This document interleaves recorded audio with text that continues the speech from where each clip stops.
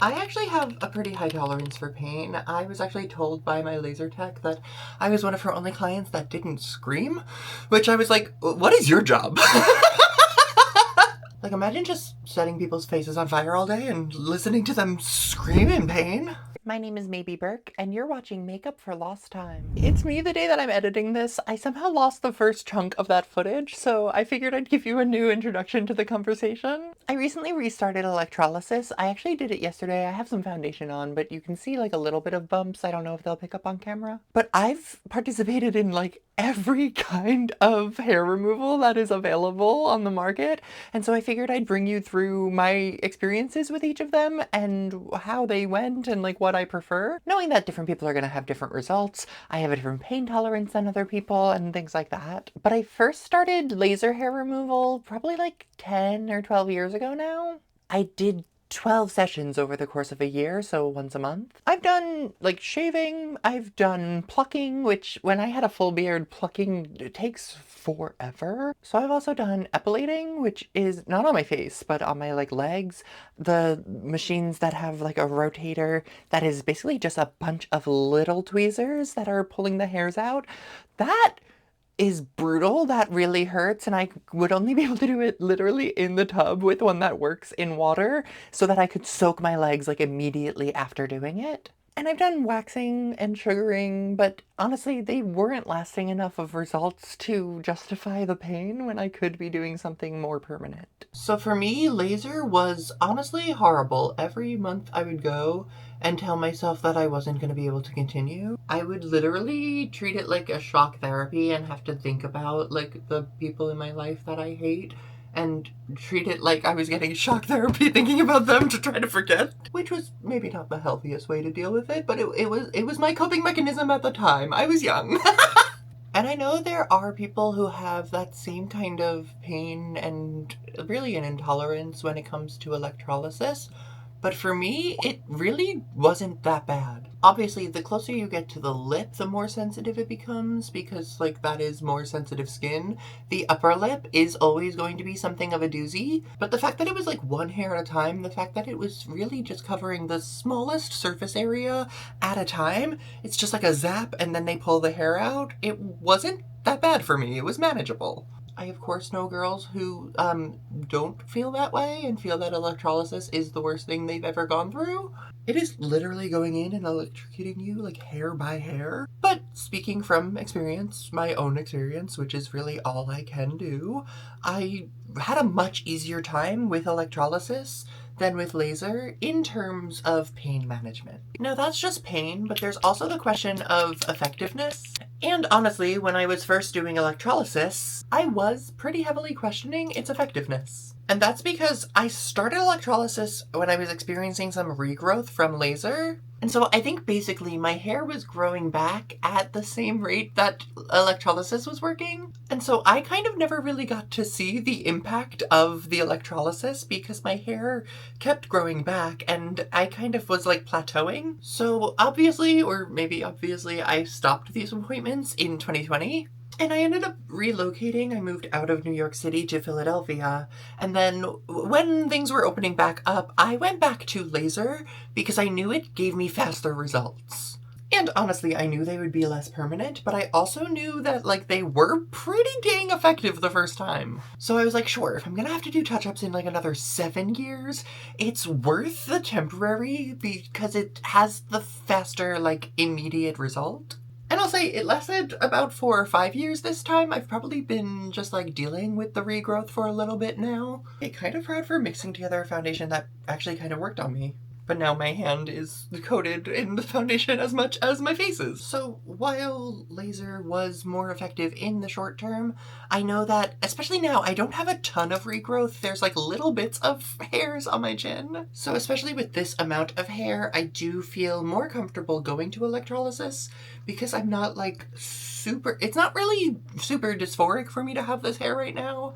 It's kind of just like annoying, like physically touching it. And I think I'm early enough enough in any regrowth that might happen that I will start seeing results from electrolysis faster than I was seeing them before. And like at the time of me recording this, I've only gone through one session, so I can show you a before and after of what that looked like. I will say, and I hope that my body just needs like a second to get used to it, but my skin was red and bumpy for much longer than it had been in the past after sessions. Like it took me several days to recover, and honestly I used to recover like by the time I got home. So we'll see if that continues to be how it goes, because I'm gonna have to reassess.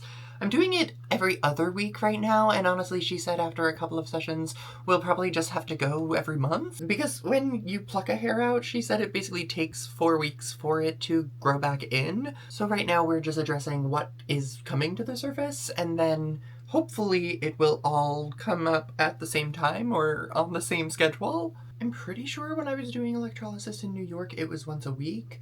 Laser was once a month. I do prefer that schedule, just like financially, I'll say. Now, there's one version of this that I haven't talked about, which is I have an at-home laser. I've actually had 2 versions of it, but I have one that I like better. And while giving the disclaimer that I'm not really good at keeping up with an at-home laser, like I'm not really good at making sure I do it regularly, I actually haven't touched the thing in maybe even like a year right now. No, I definitely did it a couple of weeks ago. I have seen results of the at-home laser definitely thinning out my leg hairs, and like there are spots that don't grow, and I think that if I was using it regularly, it would be far more effective, obviously.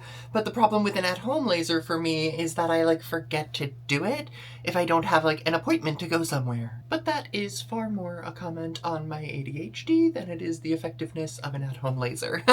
I have definitely seen some results, even like I never did laser or electrolysis on my legs. It has just been the at-home laser, and I definitely have seen results. Even before HRT, I was seeing my leg hairs thinning, I was getting bald spots. If I stuck with it and actually did it weekly the way that I want to and I'm supposed to, I do genuinely believe in the at-home laser.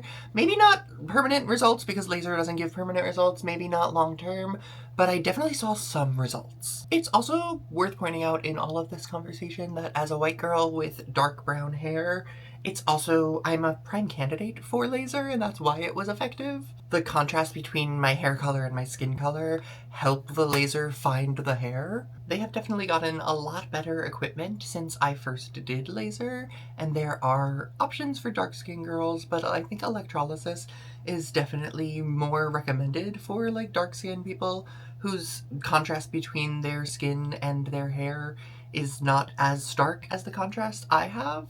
It's also worth noting that when I went back for laser the second time in Philadelphia, it hurt a lot less than I had remembered. And I don't think that's just like psychology of me remembering it worse than it was. I do think the lasers improved. And I don't know if this actually has anything to do with it, but I was going to a dermatology office instead of a med spa. But I don't think that really has to do with it so much as the lasers and the equipment getting better. So obviously my relationship to this has changed when my access changed in terms of financial ability. By and large, laser was a bigger investment for me than electrolysis because I was usually doing bigger areas. I've also been lucky enough to find trans women who offer electrolysis. So both times I've done electrolysis have been by another trans woman. And right now, because I don't have a ton, I'm really just doing 15-minute sessions, so it's costing me, I think, $35 every other week. Whereas one session of laser, which honestly sometimes didn't even last longer than that, was well over $100. I matched my sweater to my lips. I didn't even mean to do that. So again, this has all just been my experience with hair removal. This is not medical advice. This is not like what works for everybody. I tried to give disclaimers of why certain things worked for me and things like that. But I know that a lot of young trans women and trans femmes in particular have questions around these things and want to know how it goes for other people, so I figured it might be helpful to just give you the rundown of what worked for me. But to be clear, in case you're not clear of where my politics stand, I don't do this because I need to. None of this makes me a woman. This is not like what makes me valid in my transition. Hair removal is just a thing that has been more comfortable for me as a person who doesn't like shaving daily, doesn't like when I had stubble after shaving, and honestly, With like my arms and legs, it's just about comfort because I wear tight clothing that it's really like a sensory thing for me that I don't like when I have long hair. I believe that trans women, like all women, are valid if they want to keep their body hair. I am not saying that because I wanted to remove my body hair, that is what I think all women need to do, or even all trans women need to do, in order to be considered valid or beautiful or whatever they are within their own identity. So let me know if you have any questions, if conversations like these are helpful or interesting to you, and stick around as we make up for lost time.